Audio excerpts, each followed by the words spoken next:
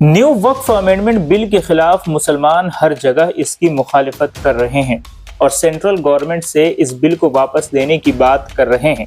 इसी कड़ी में कोलकाता के घासबगान पानी पंप के पास एक स्ट्रीट कॉर्नर मीटिंग का एहतमाम किया गया, जिसमें कई लोग शामिल हुए।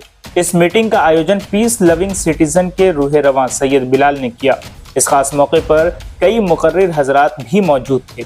सभी ने कहा कि हिंदुस्तान एक जमहूरी मुल्क है और हमें यहाँ रहने और अपने मजहब को मानने का हुक्म हमारा संविधान देता है, लेकिन मुल्क के हालात को बद से बदतर करने की कोशिश की जा रही है। हम इसकी कड़ी मुखालिफत करते हैं। फिलहाल वक्फ बिल को लेकर मुसलमानों को निशाना बनाया जा रहा है। वक्फ बिल वक्फ प्रॉपर्टीज के लिए खतरा है, हमारे हुकूक को छीनने की कोशिश है। मस्जिदों, मदरसों, दरगाहों, कब्रिस्तानों, ईदगाहों को एक साजिश के तहत निशाना बनाया जा रहा है। बता दें कि इस मौके पर सैयद बिलाल के अलावा मुफ्ती वसीम, सोशल एक्टिविस्ट उमर अवैस, कामरान हुसैन, लक्की अली, मोहम्मद महमूद, एडवोकेट अताउल मुस्तफ़ा समेत कई महिलाएं भी शामिल हुई थीं। सभी ने अपील किया कि आगामी 27 दिसंबर को कोलकाता के धर्मतल्ला न्यू मार्केट स्थित कोलकाता कॉरपोरेशन के पास एक एहतजाजी प्रोग्राम ऑर्गेनाइज किया जा रहा है, जहां सभी लोग पहुंचें और अपना एहतजाज दर्ज करें। इस मौके पर पूरी दुनिया में अमन और शांति के लिए दुआएं भी की गई। आइए सुनते हैं। देखिए, वक्फ अमेंडमेंट बिल के ताल्लुक से हम लोगों का कंसर्न ये है कि ये बिल किसी भी सूरत काबिल कबूल नहीं है। वक्फ अमेंडमेंट बिल 2024 अनकॉन्स्टिट्यूशनल है, संविधान के खिलाफ है। इसलिए डे वन से ही हमारी पूरी तंजीमें, ऑल इंडिया मुस्लिम मसलो board, Jamiat Ulama Hind, all India Milli council, Jamaat Islami और जितनी भी हमारी तंजीमें हैं, ये तमाम इसकी मुखालफत कर रही है और हुकूमत के सामने अपना मुतालबा पेश कर रही है कि इस बिल को रिवॉक किया जाए, इस बिल को पास ना किया जाए। और इस तरह से तमाम जितने भी सेकुलर अपोजिशन पार्टियां हैं, उन तमाम से भी हम लोग मिलकर ये मुतालबा किया जा रहा है कि आप इस बिल का समर्थन ना करें। लिहाजा हुकूमत अपने बातों पे बजिद है और वो चाहती है कि इस बिल को पास करें। इसीलिए हम लोग जो जमहूरियत, जो कॉन्स्टिट्यूशन ने हमें राइट दिया है, जिस तरह से पार्लियामेंट को ये राइट है कि वो बिल बनाकर किसी भी कानून को ला सकता है, उसी तरह से हमें भी इख्तियार है कि हम सड़कों पर उतरकर उस बिल की मुखालफत करें। इसलिए हम आइंदा 27 दिसंबर 2024 को joint forum for work protection और पीस लविंग यानी तकरीबन दर्जनों ऑर्गेनाइजेशन मिल करके एक आह्वान लगाए हैं कि आप 27 दिसंबर 2024 बरोज जुमा को रामलीला मैदान से न्यू मार्केट तक पहुंचे और वहां आकर बड़ी तादाद में, लाखों की तादाद में कलकत्ता की सरजमीन पर ये दिखाए हुकूमत को कि हम लोग इस बिल की मुखालफत कर रहे हैं और इस बिल को हम नहीं मानते। इस बिल को आप बातिल करें और इस कानून को वापस लें। इसके लिए मैं तमाम मुसलमान से ये मैं गुजारिश करूँगा कि वो जोग दर जोग आएँ और इस बिल की मुखालफत करें रामलीला मैदान में और वहाँ से होते हुए न्यू मार्केट की सरजमीन पे आएँ। बस यही मैं गुजारिश करूँगा तमाम मुसलमानों से। ये वक्फ अमेंडमेंट बिल जो लाया गया है, मरकज़ की हुकूमत जो लाई है, ये दरअसल सरासर दस्तूर हिंद कॉन्स्टिट्यूशन के खिलाफ है। जो फंडामेंटल राइट्स है, इसके सारे 40 जितने नुकात इसमें दिए गए हैं, ये सारे के सारे दस्तूर हिंद के खिलाफ है, अवाम के खिलाफ है, बिलखुसूस मुसलमानों के खिलाफ है। हम लोगों ने इसको देखा है, इसी के लिए एहतजाज किया जा रहा है। इसी के लिए सारे मुसलमान और यहाँ तक कि जो गैर कौम है वो भी इस बात को समझ रहे हैं कि ये बिल कॉन्स्टिट्यूशन के खिलाफ है। इसी के सिलसिले में ये अवेयरनेस फैलाई जा रही है कि असल ये क्या है, इस चीज़ की खबर सबको बताई जाए। और इसी सिलसिले में आज भी स्ट्रीट कॉर्नर मीटिंग रखा गया हमारे यहाँ घासबगान पानी पंप के पास, ताकि लोगों को बताया जाए कि ये अमेंडमेंट बिल है क्या, ये कौन सा आफत मरकजी हुकूमत हमारे कभी एनआरसी का मामला हो, कभी सीए का मामला हो, अभी वक्त बीवी बिल है।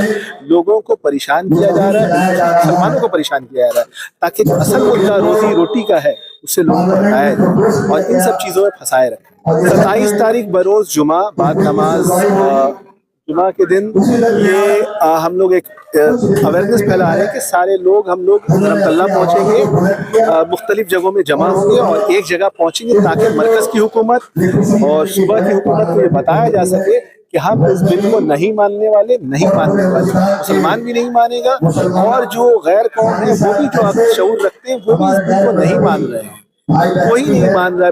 जो मरकज की हुकूमत जो चीज़ें ला रही है, यके बाद दिखे जितने भी कवानीन आ रहे हैं, इन कवानीन के वो आवाम के लिए नहीं है, ये किसी एक ख़ास तबके को फ़ायदा पहुँचाने के लिए है, लेकिन ये आवाम के लिए नहीं। और आवाम को इसी चीज़ में उलझाया जा रहा है, बिलखुसूस मुसलमानों को यके बाद दिगरे ऐसे कवानीन लाकर फंसाया जा रहा है, उनको उलझाए रखा जा रहा है, ताकि इनका जो फंडामेंटल चीज़ है उससे लोगों को हटाए रखे।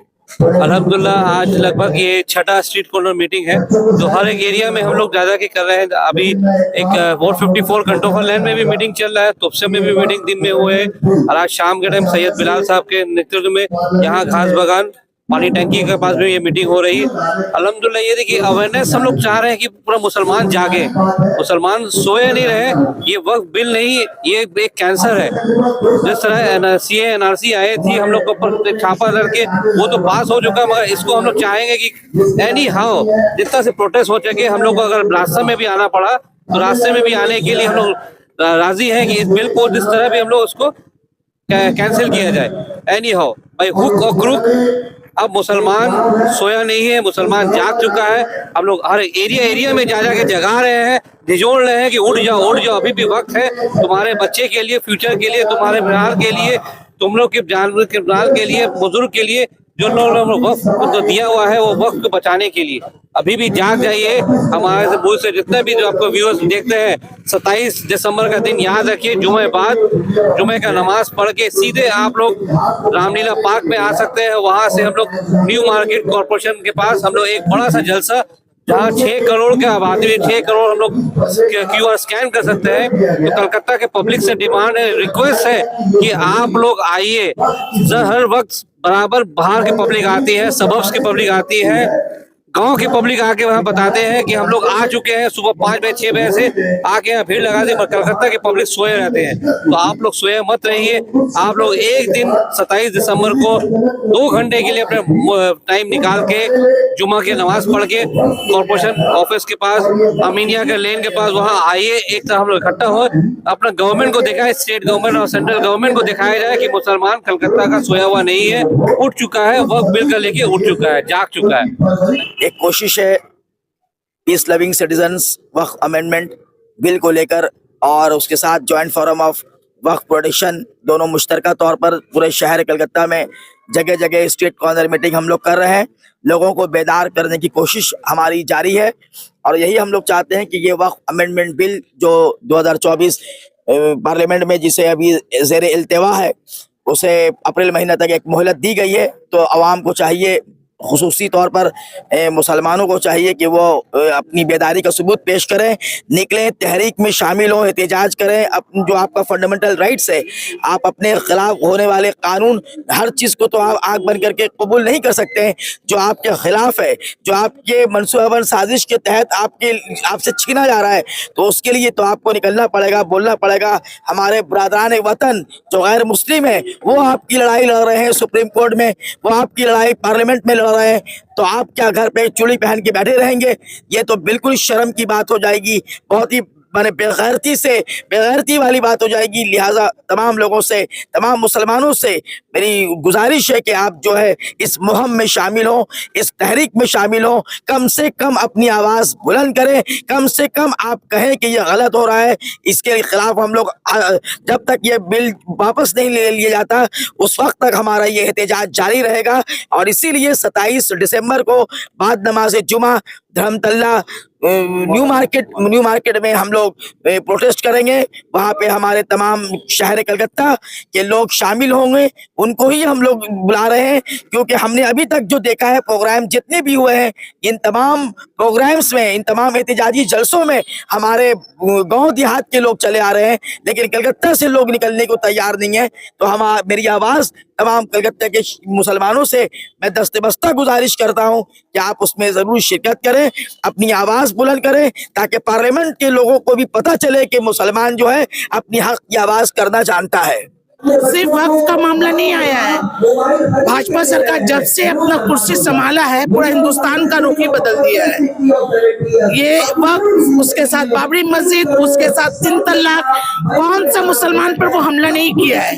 वो जब से हिंदुस्तान का चेयर को संभाला है सिर्फ एक ही बार हुआ है, वो मुसलमान का वार। मुसलमान का सिवा उसको कुछ नजर नहीं आता है। लेकिन मैं आपके चैनल के माध्यम से ये बताना चाहती हूँ कि भाजपा सरकार आरएसएस का दलाल है।